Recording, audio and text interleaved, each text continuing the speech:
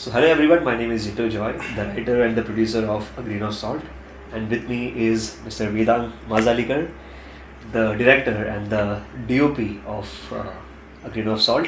He's the man who brought the picture to real life.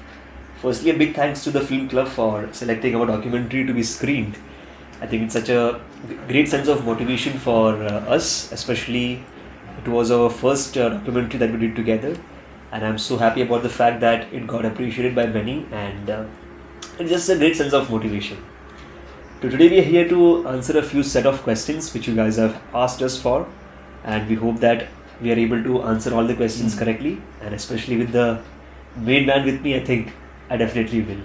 So firstly, Vedang, what inspired you to create a documentary about salt, and what do you hope to convey to your audience about the ubiquitous mineral?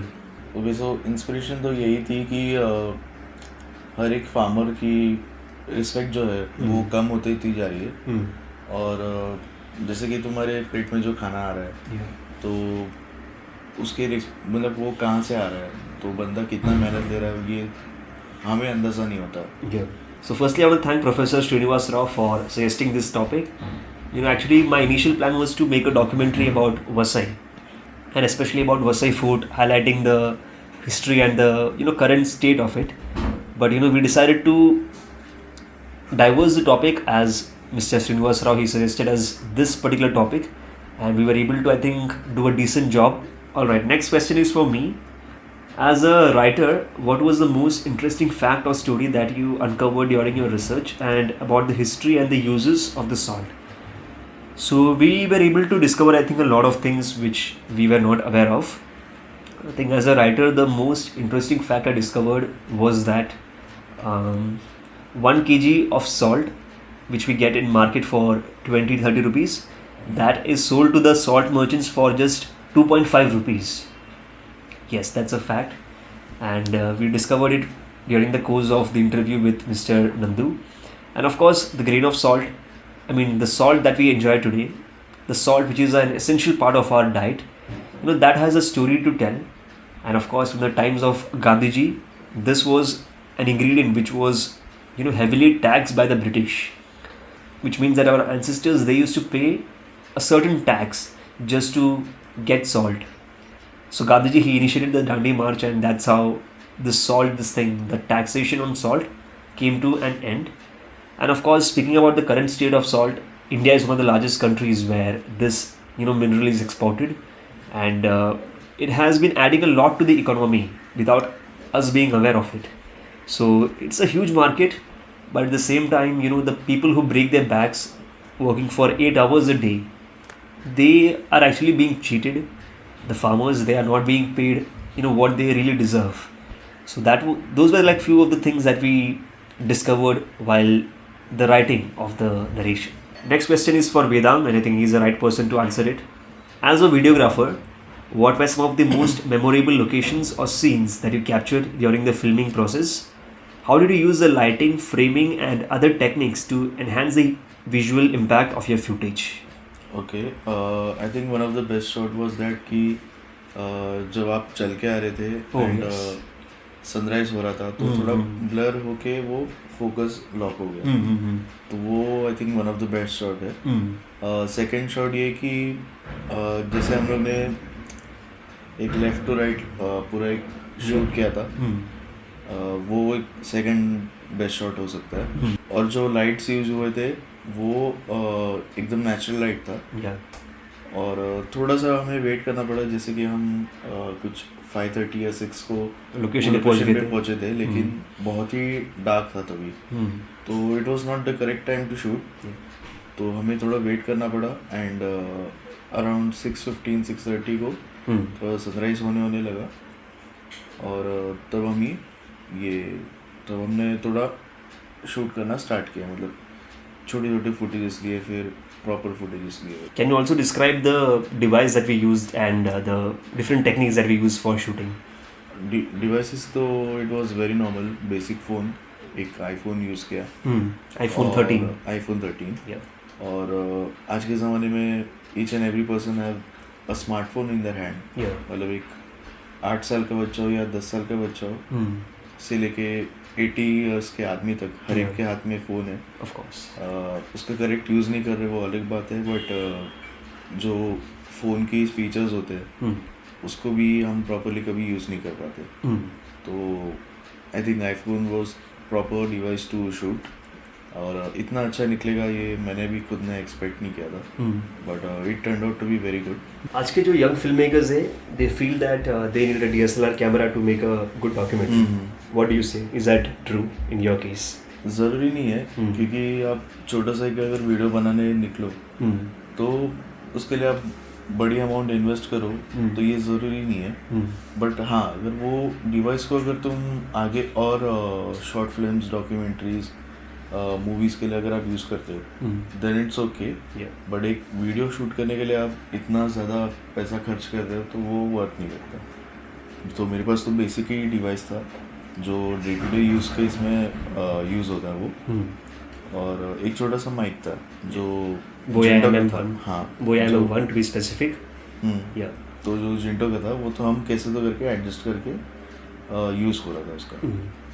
And I think what really matters is the story and of course the audio part of it more than the video. अगर audio ही clear नहीं है तो फिर no matter how good visuals you take, your story is going to be spoiled. Correct.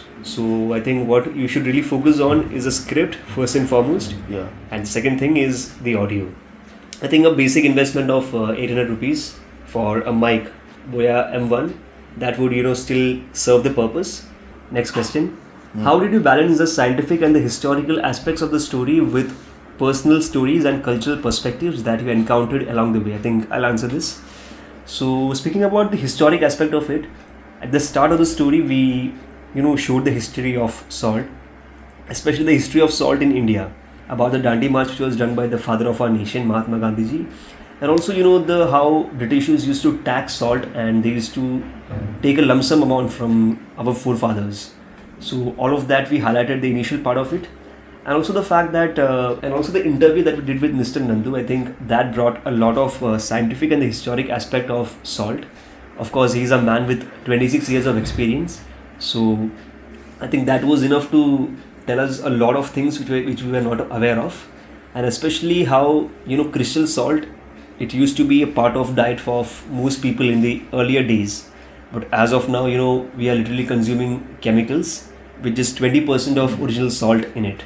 And of course he mentioned the names of a lot of popular brands which have been exploiting you and me over the years in the name of patriotism or in the name of purity, but all of them are not at all pure. You can just turn down the packet and check the content of it just to get an idea of ingredients. the ingredients, as Vedang said, just to get an idea of what really it carries. So speaking about the historic and the scientific aspect of it, we were able to uncover a lot of things, a lot of hidden truths which we were not aware of in the course of making this documentary, and I think that was the best part of it. Next question. What role does salt play in our everyday lives and how does it affect our health, our economy and our environment? You go for it. See, in each and every food, salt is very necessary. Of course. बिना salt के तो खाना बन ही नहीं सकता. और चाहे वो एक गरीब घर हो या तो फिर किसी रईस आदमी का घर हो, खाना तो उसमें पड़ता ही है. और खाने में नमक पड़ना वो ज़्यादा इम्पोर्टेंट है.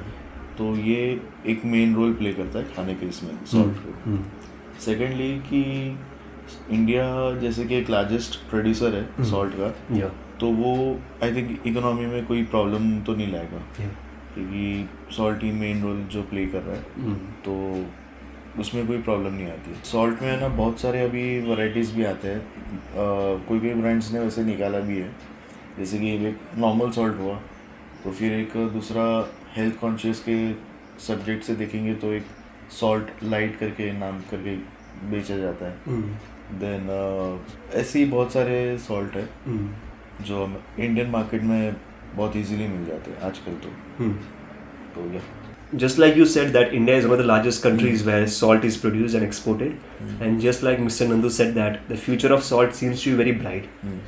So do you think that government should take actions to improve the overall condition of the salt farmers, the lowest level workers who initiate the entire process of salt production, and what can the government do actually? Obviously government को एक step लेना ही पड़ेगा against मतलब farmers को देखते हुए। अभी जैसे कि सेफ्टी की बात करते हैं तो 2 साल पहले तो कोविड था, किसी को पता नहीं था कि ये ह्यूज इम्पैक्ट करेगा ऑल ओवर द वर्ल्ड। तो वैसे ही अगर कल को कुछ हो जाता है सॉल्ट फार्मर्स को, लाइक वो स्ट्राइक पे जाएंगे क्योंकि हमें ये नहीं मिल रहा है और उनकी सेफ्टी के बारे में देख रहे नहीं है, इसलिए ये प्रॉब्लम हुआ है। तो उनकी सेफ्टी को पहले देखना चाहिए, क्योंकि अगर उसको नज़रअंदाज किया तो शायद आपके कल के खाने का कुछ ये नहीं होगा, फिक्स नहीं बोल सकते कि आपको खाना कल मिलेगा कि नहीं। Providing basic things like goggles, basic things like gloves हो गए, सॉक्स हो गए, या तो फिर अगर एक कहीं फैक्ट्री में जाते तो उसका एक शायद सूट होगा, तो वो एक प्रोवाइड करना चाहिए। और I think one of the interesting things that we uncovered was the fact that when a salt farmer dies, his feet does not burn during cremation, right. because there is so much of salt accumulated there. So that just shows the level of insecurity that these people work with. So I think government should definitely take actions to improve the overall life of these salt farmers and provide them with basic things like goggles, gloves, and of course safety boots, so that just like Vedang said, if something happens to them, your tomorrow will be at stake.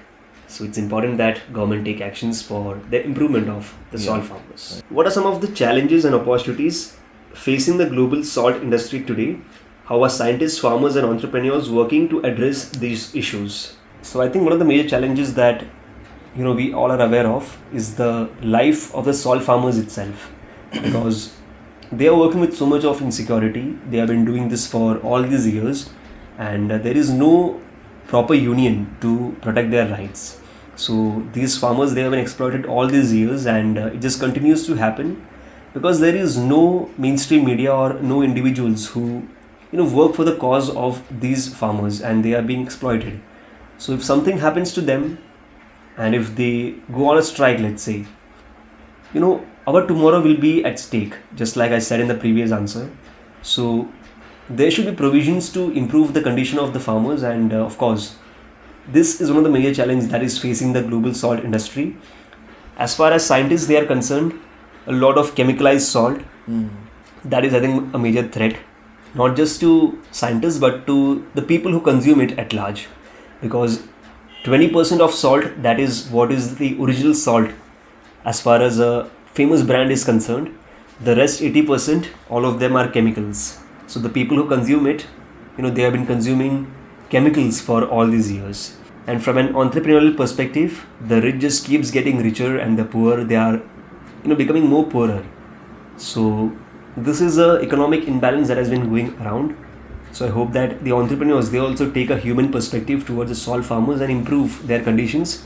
And of course the entire salt industry at large, it will improve, and it will just boost the name of the nation and the economy of the country at large. How has the perception and the use of salt changed over time? And what can we learn from the cultural and culinary traditions that have developed around this essential mineral? So just as I said at the start, the history of salt, we all are aware of it. At one point of time, the Britishers, they used to tax to just get this basic essential. So it was something that was of utmost value to the people. But as far as today's generation is concerned, I think they just overlook the importance of salt. They don't really understand that if salt does not exist in our food, the food will be totally tasteless, and I think none of us would enjoy the basic food that we have. So to sum it up all together, the upcoming generation, they should learn to value the basic essential that we have, and they should imagine what could possibly happen if the basic essential would not exist. And of course the tradition of agarias, they have existed for almost I think a century old now, as far as the salt was discovered in the Kutch region of Gujarat.